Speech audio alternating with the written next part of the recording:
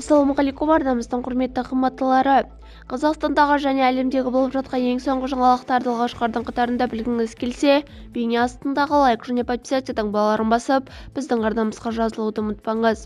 Егер сіз жазылған болсаңыз, онда біз бастадық. Зейнетақы қорындағы артық ақшаны жаңа жылға дейін шығарып алу дұрыс па? Қазақстан бірқатар азамат 2026 жылдан бастап өзгеретін жаңа талаптарға дейін бірыңғай жинақтаушы зейнетақы қорындағы қаражатын шешіп алуға асығуда, деп хабарлайды Улусмедиа КЗ. Қазақстандықтар неге қарызға батып жатыр?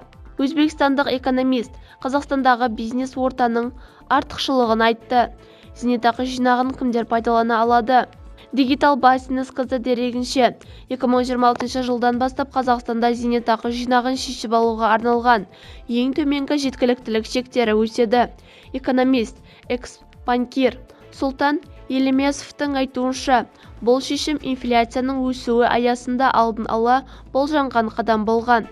Соған қарамастан, сарапшы қазақстандықтарды тіпті БЖЗК тарапынан енгізіліп жатқан шектеулер болса да зейнетақыдағы артық қаражатын жаппай шығарып алуға асықпауға кеңес береді.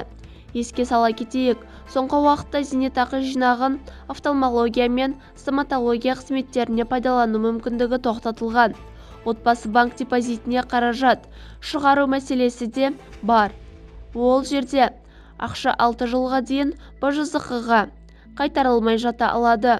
Алайда отбасы банкінің депозиті бойынша табыстылық мемлекет сыйлықақыны есептегеннің өзінде 6 жылда шамамен 3-4% ғана құрауы мүмкін, тіпті одан да төмен болуы ықтимал. Қарапайым тілмен айтқанда, БЖЗК-дағы табыстылық әлде қайда жоғары. Ақша азайып кетпесін деп негізсіз шығарып алудың мәні жоқ. Ол БЖЗК-да жанып кетпейді, керісінше жұмыс істеп тұр. Меніңше, бұл үрдіс аса дұрыс стратегия емес, дейді экономист.